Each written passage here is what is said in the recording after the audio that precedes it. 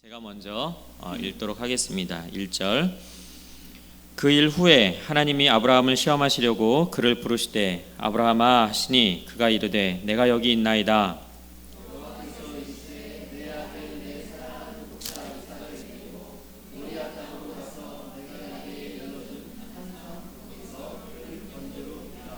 아브라함이 아침에 일찍 일어나 나귀의 안장을 지우고 두 종과 그의 아들 이삭을 데리고 번제에 쓸 나무를 쪼개어 가지고 떠나 하나님이 자기에게 일러주신 곳으로 가더니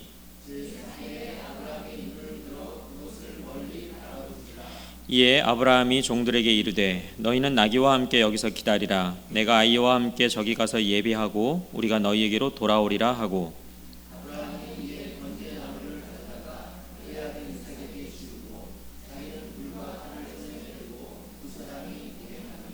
이삭이 그 아버지 아브라함에게 말하여 이르되 내 아버지여 하니 그가 이르되 내 아들아 내가 여기 있노라. 이삭이 이르되 불과 나무는 있거니와 번제할 어린 양은 어디 있나이까.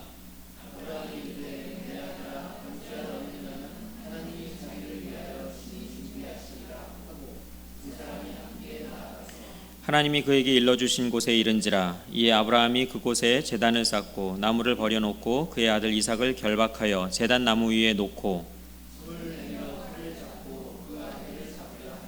여호와의 사자가 하늘에서부터 그를 불러 이르시되 아브라함아 아브라함아 하시는지라. 아브라함이 이르되 내가 여기 있나이다 하매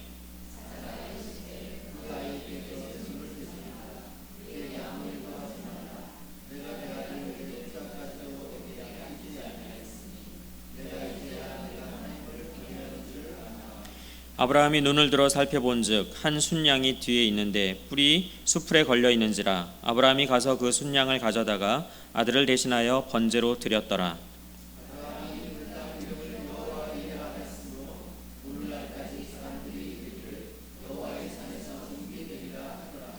여호와의 사자가 하늘에서부터 두 번째 아브라함을 불러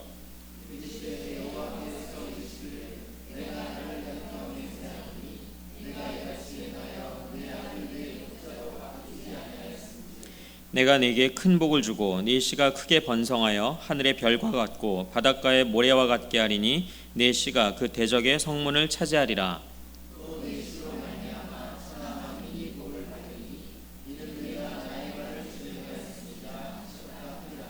이에 아브라함이 그의 종들에게로 돌아가서 함께 떠나 브엘셀바에 이르러 거기 거주하였더라.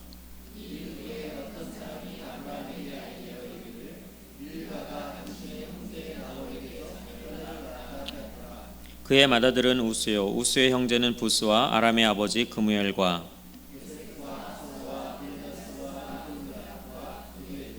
이 8사람은 아브라함의 형제 나홀의 아내 밀가의 소생이며 부두엘은 리브가를 낳았고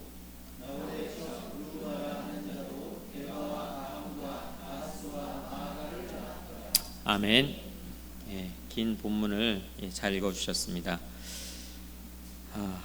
불타는 금요일 불금이라고 하죠. 보통 불금을 함께하는 분들이라서 그런지 동질감을 많이 느끼게 됩니다. 살아가면서 불금을 함께한다는 것이 쉬운 일은 아닌 것 같습니다. 이렇게 매주 금요일마다 그것도 밤마다 세상 사람들은 불금이라고 하는 그 밤마다 이렇게 같이 모여서 찬양하고 말씀을 듣고 기도하는 이 공동체는 정말 세상에는 없는 그런 공동체라고 생각을 합니다. 오늘은 여호와 이레를 믿은 아브라함에 대해서 상고해 보고자 합니다. 요즘 교회 권사님들 또 집사님들께서 솔선하여서 목사님 사택을 청소하시는 그런 소식을 듣습니다. 같이 하지 못해서 죄송할 따름입니다. 오랫동안 외국에 계시다가 고국에 오시는 선교사님들은 거처할 곳이 마땅치 않아서 항상 이 집 저 집 신세를 지면서 이렇게 지내게 됩니다. 그게 나그네 인생일 것입니다. 그런 나그네들에게 거처할 것과 그 다음에 먹을 것을 제공해 준다는 것은 하늘의 금은보화를 쌓는 그런 일이라고 저는 생각을 합니다. 아마도 오시는 선교사님은 오늘의 아브라함처럼 여호와 이레를 경험하지 않을까 생각해 봅니다. 딱 왔더니 다 준비되어 있는 거예요. 여호와 이레 하나님을 찬양하는 아마 선교사님이 되지 않을까 생각을 합니다. 여호와 이레라는 것은 하나님께서 예배해 놓으셨다, 하나님께서 준비해 놓으셨다는 뜻입니다. 우리는 우리 인생길을 한 치 앞도 내다볼 수 없지만 그런 중에 우리는 여호와 일에 하나님을 신뢰하고 나아가는 그런 것이 바로 믿음입니다. 신실하신 하나님은 하나님 보시기에 우리에게 가장 좋은 것으로 우리 앞길을 준비해 놓으시고 예비해 놓으시는 분인 줄을 여러분들이 믿으시기 바랍니다. 믿으시기 바란다는 것보다는 믿어지시는 은혜가 이 밤에 충만히 임하시기를 기도합니다. 예, 우리가 믿는 거는 금방 없어지는데 주님이 주시는 믿음은 없어지지 않습니다. 예, 믿어지시는 게 은혜입니다. 제가 이제 바깥에서 창조과 강의를 많이 하지 않습니까? 근데 사람들이 창조를 못 믿어요. 아무리 설명해도 못 믿어요. 근데 저는 그냥 믿어지는 거거든요. 믿어지시는 분들이 계십니다. 그게 은혜라는 거예요. 제가 아무리 과학적으로 뭘 설명해도 못 믿는다는 거죠. 그래서 믿어진다는 게 정말 은혜라는 것을 여러분들이 아셨으면 좋겠습니다. 여러 성도님들의 헌신으로 여호와 일에 하나님께서 영광 받으시는 줄로 믿습니다. 더 나아가서 선교사님들 뿐만 아니라 이 땅의 나그네들, 우리나라에 나그네로 온 많은 외국인 노동자들 우리가 잘 대해 주어야 하겠습니다. 그들이 자기네 나라에 돌아가서 뭐라고 하겠습니까? 대접 받은 대로 이야기하지 않겠습니까? 그게 바로 복음을 전하는 거예요. 멀리 가서 선교를 하는 것도 중요하겠지만 이 땅에 온 외국인 노동자들에게 잘 대해주는 것 자체가 선교입니다. 얼마나 어떻게 보면 외국에 나가는 것보다 더 좋은 선교일 수 있겠습니까? 이 땅은 우리가 영원히 머무는 곳이 아닙니다. 이 땅은 잠시 머물다 가는 곳입니다. 우리의 진정한 본향은 이 땅에 있지 않습니다. 그런 나그네의 삶을 우리에게 가장 잘 보여준 인생 중에 한 사람이 바로 아브라함이 아닐까 생각해 봅니다. 아브라함은 지난주에 살펴보았다시피 우상을 섬기는 아버지 데라의 자식으로 태어난 사람입니다. 그런 아브라함을 하나님께서 택하셔서 본토 친척 아비집을 떠나서 하나님께서 지시하는 그 땅, 한 번도 가보지 못한 그 땅, 즉 가나안 땅으로 가라고 명령하셨습니다. 마치 우리가 하나님을 모르고 살았을 때에, 즉 우리가 죄인 되었을 때 그리스도께서 우리를 위하여 죽으심으로 우리에게 대한 하나님의 사랑을 확증하신 것처럼 아브라함도 하나님의 전적인 은혜로 부르심을 받은 것입니다. 우리도 하나님을 처음 믿기 시작한 때를 우리는 초신자라고 이야기합니다. 이제 갓 태어난 영적인 갓난아이입니다. 아브라함도 우리와 똑같은 사람이었습니다. 아브라함에게 하나님께서 5번이나 메시아 언약을 주신 것은 이 영적인 갓난아기였던 아브라함을 성장시켜 가고 계심을 의미합니다. 하나님은 자신이 자녀로 택한 사람을 끝까지 견인해 가시는 것을 우리에게 보여주고 계십니다. 우리도 마찬가지입니다. 초신자 때는 의심도 많았고 모르는 것도 많았고 실수도 많았고 또 성경 말씀대로 사는 것이 아니라 세상에서 배운 가치, 그것을 쫓아서 살아갈 때가 많습니다.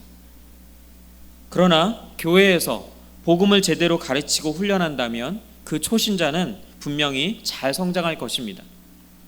실수하지만 점점 자라서 믿음의 조상 아브라함처럼 하나님을 철저하게 믿어 의심치 않는 그런 신앙인으로 성장할 것입니다. 그런데 왜 많은 교인들이 자라지 못하고 계속해서 갓난아기의 신앙에서 머물러 있습니까? 그것은 교회에서 하나님의 말씀을 제대로 가르치지 않았기 때문입니다. 교회 안에 세상에서 들을 수 있는 이야기들로 가득 차 있기 때문입니다.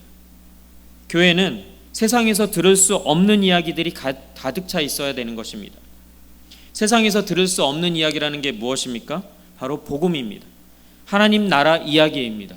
세상 나라 이야기가 아니라 하나님 나라 이야기로 이 교회는 가득 차 있어야 하는 것입니다. 세상 가치와는 전혀 다른 하나님 나라 가치를 이야기하는 곳이 교회입니다. 저는 좋은 씨앗 교회가 그런 교회가 되기를 간절히 바라고 기도합니다.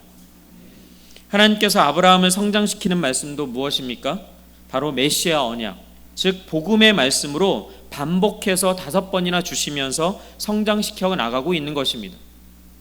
아브라함이 받은 메시아 언약, 즉 복음의 핵심은 바로 예수 그리스도에 있습니다. 복음의 핵심, 예수 그리스도가 신약에만 나온 것이 아니라 구약에도 이미 계시되어져 있다는 것입니다. 성경은 끊임없이 처음부터 끝까지 하나님은 죄인된 나를 사랑하신다, 나를 택하셨다. 나를 구원하시기 위해서 독생자 예수 그리스도를 보내주셨다라고 말씀해주고 있는 그런 하나님의 우리를 향한 사랑의 편지라는 것입니다. 하나님의 말씀은 고통받고 있는 우리들에게 생명의 길을 제시해주고 또 견딜 만한 힘을 주시고 용기를 주고 외롭지 않게 해주시고 삶을 지탱하는 원동력을 공급해 주시고 있습니다. 왜냐하면 그 말씀 안에는 하나님의 무한하신 사랑이 있기 때문에 그렇습니다. 그런데 우리 인간은 하나님의 사랑을 믿지 못하고 늘 의심하고 뭔가 보이는 확증을 원합니다. 그게 연약한 인간의 모습입니다. 아브라함도 다르지 않았습니다. 아브라함이나 우리나 성정이 같은 그런 사람이기 때문에 그렇습니다. 아브라함이 창세기 15장 8절 말씀에 주 여호와여 내가 이 땅을 소유로 받을 것을 무엇으로 알리이까 하고 하나님께 무슨 보증 같은 것을 요구합니다. 하나님께서 이 땅을 주신다고 분명히 아브라함에게 약속하셨는데 믿지 못하고 아브라함은 보증을 요구하고 있는 것입니다. 이 말을 들은 하나님의 심정이 어땠을까요? 제가 지금 중학교에서 중2 담임을 하고 있습니다. 가끔 반 아이들에게 햄버거 같은 것을 쏩니다. 그럼 아이들은 아주 신나게 먹습니다. 감사하다고 하는 아이가 한 명도 없습니다. 요즘 아이들 그렇습니다. 신나게 먹습니다. 그리고 그 다음 반응이 이렇습니다. 다음엔 뭐 사주실 거예요? 이겁니다. 그리고 자기네들이 막 정해요. 이거 사주세요. 저거 사주세요. 뭐 이런 요구들을 합니다. 그리고 얼마 시간이 흐른 후에는 선생님 왜 안 사주세요? 이러는 거예요. 사주는 게 마치 당연한 것처럼 그렇게 얘기를 합니다. 혼자 생각에 옛날에 우리 때는 안 그런 것 같은데 막 하면서 얘들이 나한테 돈을 맡겨놨나 이런 생각을 하게 됩니다. 근데 여러분 우리가 기도하는 태도도 이와 같지 않습니까? 주님께서 주신 게 너무나도 많은데 거기에 감사하기는커녕 이거 주세요 저거 주세요. 그래서 하나님 왜 안 주세요? 막 하면서 원망할 때가 많고 우리와 비슷하다는 생각을 하게 됩니다. 아브라함도 그랬습니다. 아브라함이 무슨 보증 같은 것을 요구했을 때 하나님도 그런 생각을 하지 않았을까라는 그런 생각을 해보게 됩니다. 그럼에도 불구하고 저도 또 사줍니다. 하나님께서도 그럼에도 불구하고 하나님께서는 아브라함에게 소와 양들을 준비하라고 명하십니다. 근데 창세기 15장 10절 말씀을 보시면 아브라함이 그 모든 것을 가져다가 그 중간을 쪼개고 그 쪼갠 것을 마주 대하여 놓고 이렇게 얘기합니다. 하나님께서 쪼개라고 말씀하지 않으셨어요. 그런데 아브라함은 쪼개서 마주 대해 놓았다고 말씀하고 있습니다. 이것은 아브라함이 하나님의 의도를 이해했다고 볼 수가 있는 것입니다. 왜냐하면 이러한 방법이 그 당시에 행해지던 계약을 체결하는 방식이었기 때문에 그렇습니다. 계약 당사자들이 모두 쪼갠 고기 사이로 지나가면 계약이 성사되는 것입니다. 이 방법의 의미는 무엇이냐면 계약을 어기면 이 동물의 몸을 쪼갠 것처럼 너의 몸을 쪼개겠다. 즉 목숨을 내놓고 계약을 하는 거예요. 그런 의미를 가지고 있습니다. 창세기 15장 16절 17절 말씀을 보면 해가 져서 어두울 때에 연기 나는 화로가 보이며 타는 횃불이 쪼갠 고기 사이로 지나더라 라고 묘사하고 있습니다. 여기서 타는 횃불이라는 것은 하나님께서 나타나신 모습을 이야기하고 있습니다. 그 하나님께서 쪼갠 고기 사이로 지나가셨다는 말씀을 하고 있는 거예요. 원래 계약을 할 때는 쌍방이 다 지나가야 됩니다. 고기 사이로. 그런데 이 상황에서 보면 하나님은 지나가셨는데 타는 횃불의 모양으로 쪼갠 고기 사이로 지나가셨는데 아브라함은 지나가지 않습니다. 이것은 무엇을 의미합니까? 하나님께서 일방적으로 세워주시는 은혜 언약이라는 것을 의미하는 것입니다. 하나님께서는 아브라함에게 세워주신 이 언약에 자신의 목숨, 하나님의 목숨 하면 이상한데 자신을 담보하신 것입니다. 자신의 목숨을 담보하신 거예요. 자신의 언약에. 계약 방식의 의미대로 말한다면 약속을 지키지 아니하면 나를 쪼개도 좋다. 그런 의미가 되는 것입니다. 이렇게 하나님께서는 이미 우리를 위해 자신을 담보하셨습니다. 자신의 목숨을 내놓으셨습니다. 예수 그리스도 이전에 벌써 자신의 목숨을 담보하신 언약을 체결하신 것입니다. 세상에 어떤 신이 인간을 위해 그렇게 한단 말입니까? 세상에 어떤 신이 인간을 위해 죽는단 말입니까? 이런 과정에서도 아브라함은 정신을 못 차리죠. 첩을 통해서 이스마엘을 낳는 실수를 하게 됩니다. 우리 인간은 이렇게 연약하고 실수투성이의 존재입니다. 그러니까 우리는 우리 자신을 잘났다고 자랑할 것이 하나도 없는 그런 존재입니다. 그저 이 자리에 나와서 말씀을 들을 수 있다는 것이 얼마나 감사한지 모르겠습니다. 그렇게 생각해야 된다는 뜻입니다. 그저 이 자리에 나와서 기도할 수 있다는 것이 얼마나 감사한지 모르겠습니다. 그저 모든 만물의 창조주이신 하나님을 아버지라고 부를 수 있는 것이 얼마나 감사한지 모르겠습니다. 하나님을 모르는 세상 사람들이 하나님을 아버지라고 부를 수 있겠습니까? 절대 그럴 수 없습니다. 드디어 오늘 본문 말씀인 창세기 22장 1절 2절 말씀을 보면 그 일 후에 하나님이 아브라함을 시험하시려고 그를 부르시되 아브라함아 하시니 그가 이르되 내가 여기 있나이다. 여호와께서 이르시되 네 아들 네 사랑하는 독자 이삭을 데리고 모리아 땅으로 가서 내가 너에게 일러준 한 산 거기서 그를 번제로 드리라 하시는 명령을 합니다. 이 명령은 아브라함에게는 청천벽력과 같은 명령이 아닐 수가 없습니다. 100세에 낳은 귀한 아들을 번제로 바치라니 말입니다. 우리는 이 말씀을 해석할 때 아브라함을 시험하시려고 하는 말로 인해서 아브라함 개인을 시험하시려고 한 것으로 아브라함에게 초점을 맞추어서 해석하는 경향이 없지 않아 있습니다. 그러나 제가 금요일 설교를 하는 주제는 인물에게 초점이 맞추어져 있는 것이 아니라 그 인물을 세우신 하나님, 그 사람을 통해서 하나님께서 어떻게 구원을 이루시고 계신지를 보려고 하는 것입니다. 따라서 아브라함의 이 장면을 그저 아브라함이 개인적으로 시험을 당했다는 정도로만 이해하면 안 됩니다. 만약 그렇게 해석한다면 이는 성경을 구속사라고 하는 선으로 보지 않고 그냥 교훈이라고 하는 점점점점으로 보는 어떤 그러한 해석이 되는 것이기 때문에 그렇습니다. 물론 교훈적인 설교도 필요할 때가 있습니다. 그러나 지금 시대는 그런 교훈적인 설교가 너무 많습니다.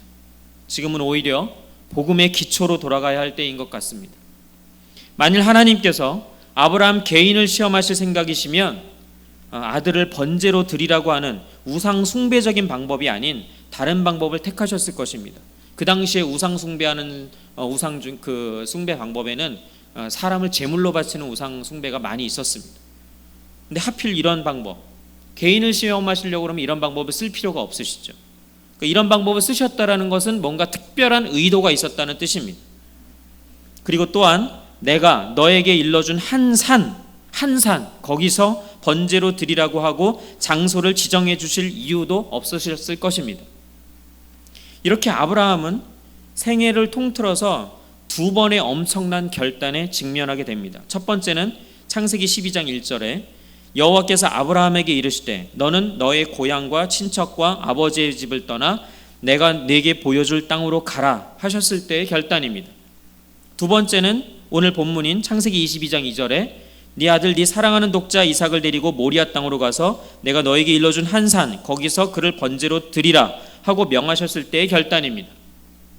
이 두 번의 명령에서 첫 번째 말씀하신 내가 너에게 보여줄 땅, 그 땅은요 나중에 훗날에 진짜로 그리스도가 실제로 태어난 땅입니다. 두 번째로 말씀하신 내가 네게 일러준 한 산 거기, 그 지정해 준 장소는 바로 모리아 산인데요. 훗날에 솔로몬이 성전을 건축한 그 터가 바로 그 모리아 산입니다. 성전의 의미가 무엇입니까? 우리와 함께 하시는 하나님, 성전에 하나님의 임재가 있잖아요. 우리와 함께 하시는 하나님, 즉 임마누엘의 모형이었던 것입니다. 근데 임마누엘, 예수님께서 태어나셨을 때 뭐라고 하셨어요? 임마누엘, 우리와 함께 하신다. 다시 말씀드리면 예수 그리스도의 모형이라는 뜻이에요. 이 성전은. 이렇게 우리는 하나님께서 아브라함을 처음 부르실 때부터 이삭을 바치라고 명령하실 때까지 계속해서 예수 그리스도를 말씀하고 계심을 알 수가 있게 됩니다. 이삭을 번제로 드리라고 하신 시점이 정확히 나오지는 않습니다. 성경에. 그냥 대략 당시 이삭의 나이를 약 15살로 가정을 한다면 아브라함이 부름을 받은 지 약 40여 년이 경과한 뒤입니다. 이때 아브라함은 40년 동안 훈련을 많이 받았겠죠. 실수도 많이 하고, 그죠? 그래서 그동안의 훈련과 고난으로 많이 성장한 상태입니다. 그리스도께서 아브라함 자신의 자손으로 오시게 될 것을 확신하고 있을 정도의 믿음이 있었습니다. 그런데 아직까지도 계시되지 않아서, 하나님으로부터 계시되지 않아서 아브라함이 모르는 것이 있었습니다. 그것이 뭐냐면 그리스도께서 아브라함의 자손으로 오시는 것은 알고 믿겠는데 어떤 방법에 의해서 천하 만민이 복을 얻게 되는가 하는 점입니다. 하나님께서 약속하셨잖아요. 네 자손으로 말미암아 천하 만민이 복을 얻게 하겠다, 이게 약속하셨는데 근데 그 어떤 방법이냐까지는 계시를 안 해주셨어요. 하나님께서는 이삭을 번제로 바치라는 명령을 통해서 바로 이 구원의 방도, 천하 만민이 복을 얻게 되는 이 구원의 방도를 계시하시려는 것입니다.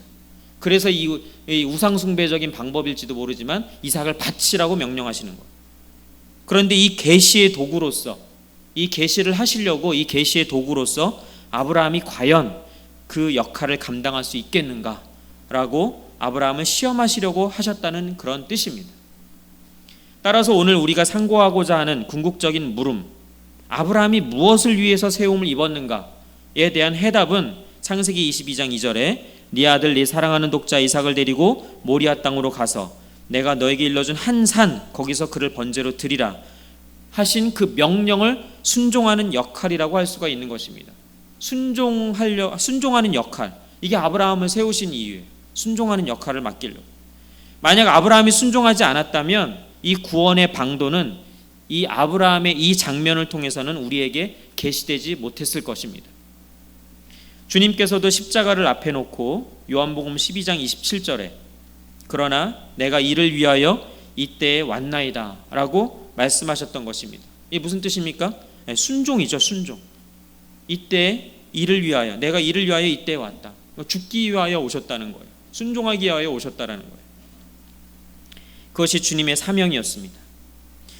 하나님의 명령이 떨어지자 아브라함은 당연히 큰 갈등에 직면했을 것입니다. 우리도 이런 상황에 직면하면 당연히 갈등하지 않겠습니까?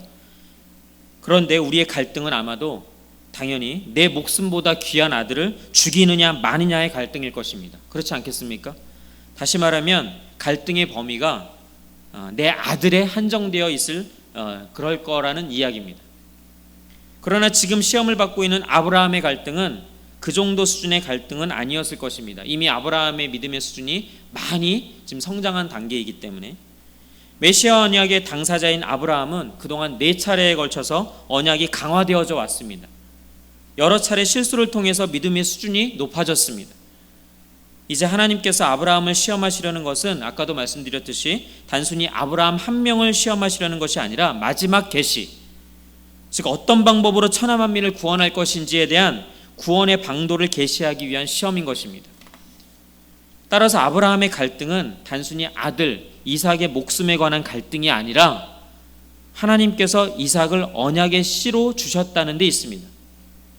언약을 계승할 씨인 이삭을 번제로 드리라고 하신다면 하나님께서 천하 만민이 복을 얻으리라고 하고 세워주신 이 메시아 언약은 어떻게 될 것이냐라고 하는 의문이 들었을 것입니다. 아브라함에게는 지금 약속하신 씨가 이삭인데 얘를 죽이라고 하시네? 그러면 메시아 언약은 어떻게 되는 거지 하는 의문, 그리고 갈등, 죽여야 되나 말아야 되나, 어떻게 이 언약이 헷갈리기씩 할 수도 있는 거죠, 그죠? 그러나 아브라함은 하나님의 그 말도 안 될 것 같은 명령에 순종했다라는 거예요. 아브라함은 이미 해답을 얻고 있었기 때문입니다. 어디서 얻었습니까? 이미 하나님께서는 이삭을 주실 때 창세기 17장 19절에 이미 언약의 자손은 이삭이라고 분명하게 말씀하고 있는 것입니다. 그 이삭이 언약의 자손이라는 것을 끊임없이 하나님께서 일깨워 주셨기 때문에 이런 명령에 아브라함은 순종할 수가 있었던 거예요. 그래서 히브리서 11장 18절 19절 이렇게 증언합니다. 보시면 그에게 이미 말씀하시기를 네 자손이라 칭할 자는 이삭으로 말미암으리라 하셨으니 그가 하나님이 능히 이삭을 죽은 자 가운데서 다시 살리실 줄로 생각한지라. 부활의 신앙을 가지고 있었던 거죠. 이삭을 다시 살리실 줄로 생각한 거예요. 죽은 자 가운데서 다시 살리심, 이것이 아브라함이 믿었던 해답이었습니다. 그런데 이 해답은 로마서 4장 24절에 보면 의로 여기심을 받을 우리도 위함이니 곧 예수 우리 주를 죽은 자 가운데서 살리신 이를 믿는 자니라 라고 말씀하신 것처럼 아브라함뿐만이 아니라 우리가 동일하게 믿어야 할 해답인 것입니다. 우리도 동일하게 죽은 예수 그리스도를 살리신 이 하나님을 믿는 그 신앙, 부활의 신앙을 우리도 동일하게 가져야 된다는 것이죠. 이 해답을 믿는 믿음만이 바로 의롭다함을 얻는 믿음이고 구원에 이르는 믿음이라고 성경은 증언하고 있는 것입니다. 따라서 이 장면에서 중요한 포인트는 하나님께서 세워주신 언약에 있습니다.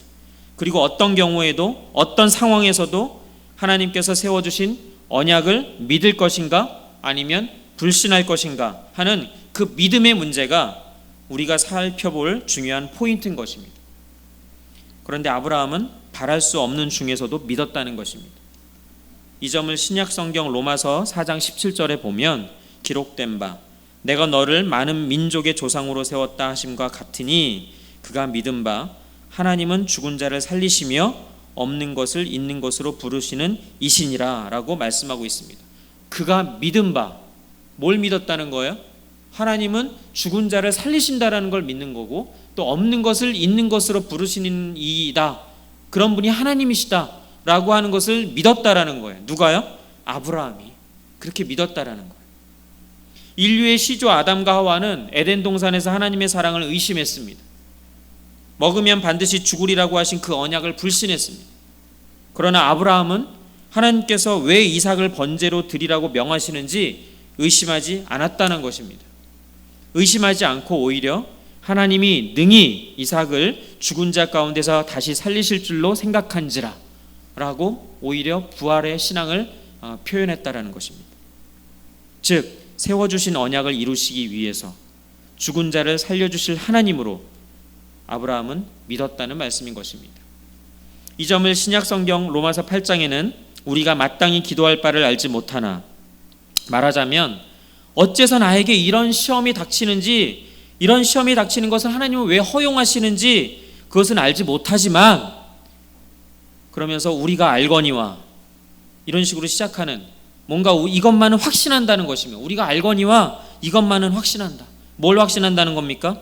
우리 로마서 8장 28절을 한번 읽어보면 나오나요? 예, 같이 한번 읽어보겠습니다. 시작. 우리가 알거니와 하나님을 사랑하는 자 곧 그의 뜻대로 부르심을 입은 자들에게는 모든 것이 합력하여 선을 이루느니라. 아멘. 이것을 확신한다는 거예요. 이것이 하나님께서 아브라함과 동일하게 우리에게도 기대하는 그런 믿음인 것입니다. 그런데 여러분, 한 사람 한 사람이 중요한 것은 하나님을 사랑하는 자 곧 그 뜻대로 부르심을 입은 자들이 맞습니까? 아니라면 이 말씀은 여러분들하고는 전혀 상관은 없는 말씀입니다. 그래서 매일같이 자문해 봐야 됩니다. 내가 과연 하나님을 사랑하는 자 곧 그 뜻대로 부르심을 입은 자가 맞나? 자문해 봐야 되는 거예요. 착각하는 사람들이 있더라고요. 교회 오래 다닌다고 내가 부르심을 입은 것처럼 착각하는 사람들이 있습니다. 교회 안에 그런 사람들이 분명히 있습니다. 분명히 자문해 봐야 됩니다. 그 확신 속에 거해야지만 우리는 어떤 상황 속에서도 아브라함과 같은 믿음을 가질 수 있다는 것입니다. 날마다 하나님 앞에서 나의 신앙이 정직하게 점검되어져야 하는 것입니다. 아브라함은 이삭이 번제할 어린 양은 어디 있나이까 하는 묻는 말에 아들아, 번제할 어린 양은 하나님이 친히 준비하시리라 라고 대답합니다. 이것은 아들의 난처한 질문에 대한 궁색한 변명이 아닙니다. 이것은 선지자적인 예언이었습니다. 이 점이 히브리서 10장 5절 말씀에 보면 이렇게 나옵니다. 그러므로 주께서 세상에 임하실 때에 이르시되 하나님이 제사와 예물을 원하지 아니하시고 오직 나를 위하여 한 몸을 예비하셨도다 하는 말씀에 의하여 입증이 됩니다. 한 몸을 예비하셨다라는 거예요. 이미 하나님께서. 아브라함의 대답은 이렇습니다. 네 씨로 말미암아 천하 만민이 복을 받으리니 하고 하나님께서 세워주신 언약이 인류의 죄를 대속할 번제할 어린 양을 하나님께서 친히 준비하심으로 가능하여진다는 것을 그런 증언하는 예언자적인 그런 대답이었던 것입니다. 그러니까 아브라함이 이삭에게 대답한 그 말이 단순히 그 상황을 모면하기 위한 궁색한 대답이 아니라 어린 양 예수 그리스도를 증언하는 그러한 예언자적인 선지자적인 그런 대답이었다는 뜻입니다. 이 점이 뿌리 수풀에 걸려있는, 창세기 22장 13절에 보면 뿌리 수풀에 걸려있는 순양을 가져다가 아들을 대신하여 번제로 드렸더라. 여기서 대신이라는 말이 나옵니다. 아들을 대신하여 번제로 드렸대요. 예수님께서 우리를 대신하여 십자가에서 돌아가셨습니다. 그것을 그대로 예표해 주고 있는 것입니다. 그래서 창세기 22장 14절에 보면 아브라함이 그 땅 이름을 여호와 이레라고 하였으므로 오늘날까지 사람들이 이르기를 여호와의 산에서 준비되리라 하더라 라고 말씀하고 있습니다. 이 점을 주님께서는 뭐라고 말씀하셨느냐? 요한복음 8장 56절에 보면 너희 조상 아브라함은 나의 때 볼 것을 즐거워하다가 보고 기뻐하였느니라 라고 증거해 주고 있습니다. 아브라함이 예수님보다 훨씬 더 조상이잖아요. 그런데 아브라함이 그랬어요. 너희 조상 아브라함은 나의 때 볼 것을, 예수님의 때 볼 것을 즐거워하다가 보고 기뻐하였다라는 거예요. 어떻게 봤을까요? 이미 봤기 때문에 그런 그 번제를 통해서 정말 부활 신앙을 가지고 있었던 것이고, 그 번제를 통해서 예수 그리스도를 보고 있는 것이죠. 그런 믿음을 갖고 있는 것이죠. 창세기에 등장하는 아브라함 이야기를 우리가 지난주와 이번 주를 계속 살펴보고 있는데, 창세기에 등장하는 아브라함 이야기를 다시 한번 꼼꼼하게 한번 살펴보시기 바랍니다. 보면 기사와 이적 같은 것이 등장하지를 않습니다. 심지어 교훈도 없습니다. 왜냐하면 하나님 앞에서 추방을 당한 아담의 후예들이 구원을 얻을 수 있는 방도는 오직 하나님께서 친히 준비하신 어린 양의 대속을 통해서 의롭다함을 얻는 길 외에는 없기 때문입니다. 아브라함 이야기를 찬찬히 읽어보십시오. 기적 그런 게 안 나와요. 교훈적인 그런 것도 안 나와요. 오직 끝까지, 처음부터 끝까지 예수 그리스도를 예표하는 말씀만 나옵니다. 하나님께서는 네 사랑하는 독자 이삭을 번제로 드리라고 하신 사건 후에 뭐라고 말씀하셨냐면 내가 나를 가리켜 맹세하노니 하시면서 네 씨로 말미암아 천하 만민이 복을 받으리라 이렇게 말씀하고 있습니다. 이것이 아브라함에게 마지막으로 다섯 번째로 세워주신 바로 그 언약입니다. 신약 성경은 하나님의 언약과 맹세에 관하여서 히브리서 6장 17절 18절에 보면 이렇게 말씀하고 있습니다.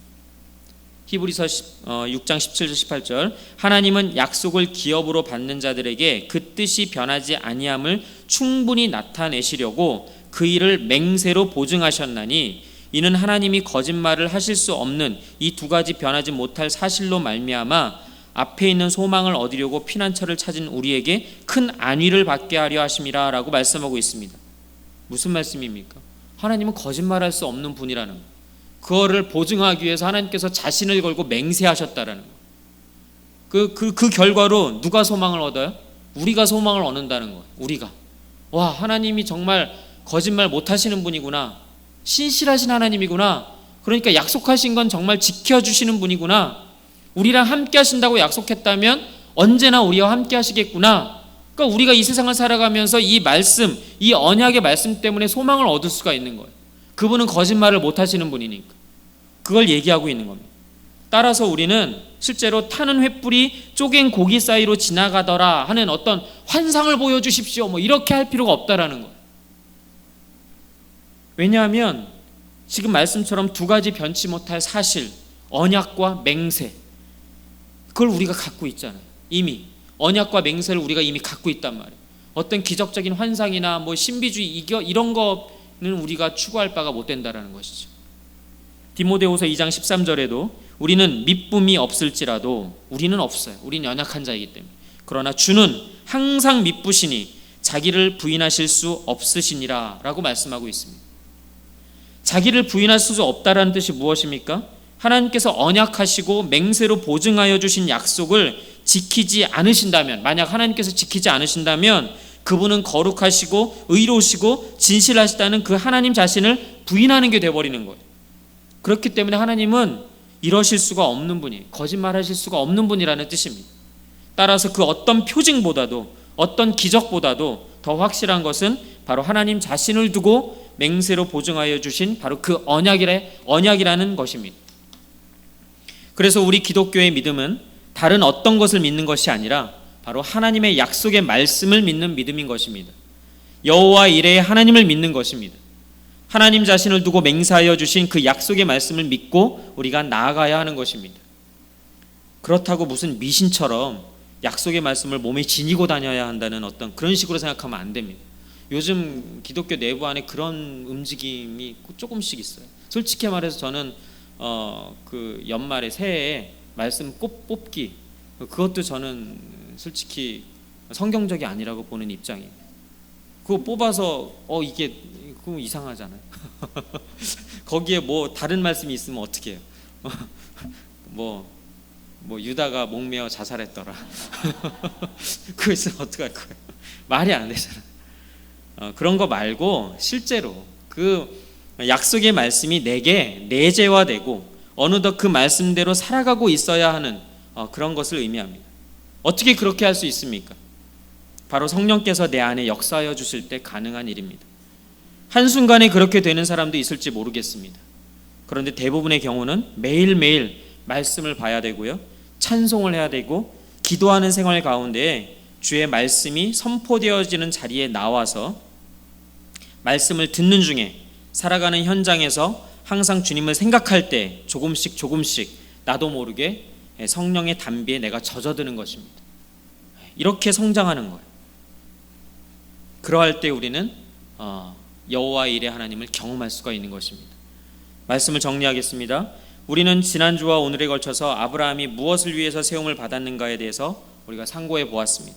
첫 번째는 메시아 언약의 당사자인 언약의 상속자로 세움을 받았습니다. 두 번째는 의롭다함을 얻음으로 모든 믿는 자의 조상으로 세움을 받았습니다. 세 번째로 독자 이삭을 번제로 드리라고 하신 명령에 순종하여 대속의 교리를 예시해 주는 자로 세움을 받았습니다.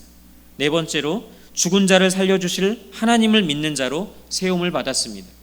다섯 번째로 언약의 씨를 하늘의 별, 바닷가의 모래같이 번성케 하실 없는 것을 있는 것으로 부르시는 하나님을 믿는 자로 세움을 받았습니다. 마지막으로 번제할 어린 양은 하나님이 친히 준비하신다는 여호와의 이레의 하나님을 믿는 그런 복음을 증언하는 자로 세움을 받은 것입니다. 여러분, 그리스도께서 오시기 2000년 전에 세움을 받은 아브라함이 이처럼 영광스러운 복음을 증언하는 자로 세움을 받았다면, 지금 우리는 그리스도께서 오셔서 다 이루었다라고 하신 이후에 지금 우리는 살아가고 있습니다. 예수님이 오셔서 다 이루었다 하고 이미 그렇게 다 이루었다고 하신 이후에 살아가는 지금 우리는 그럼 무엇을 위해서 세움을 입은 것입니까? 가장 중요한 사명은 성도로 부르심을 받은 여러분 각자가 거룩한 신부요, 거룩한 교회로 준비되어져야 한다는 것입니다. 그런 성도들이 모여서 거룩한 공동체인 주님의 몸된 교회를 이루어가며 주님 다시 오실 때를, 신랑 되신 주님 다시 오실 때를 준비해야 하는 것입니다. 광야에서 회개하라 천국이 가까웠다라고 외쳤던 세례 요한처럼 사람들의 마음이 광야같이 강팍하고 메마른 이 시대에 회개하라 천국이 가까이 왔다라고 외칠 수 있는, 주님 오실 때가 가까이 왔다라고 외칠 수 있는 우리 모두가 되어야 하는 것입니다. 나머지는 주님이 다 예비해 놓으셨습니다. 여호와 이레 하나님께서 친히 다 준비해 놓으셨습니다. 우리 좋은 씨앗교회는 주님만 바라보고 나아가는 그런 교회 되기를 축원드립니다. 여러분 한 사람 한 사람이 다른 것에 한눈 팔지 말고 주님만 바라보고 사시는 복된 삶이 되시기를 우리 주 예수 그리스도의 이름으로 축원드립니다. 아멘. 우리 찬양 한 곡 하시겠습니다.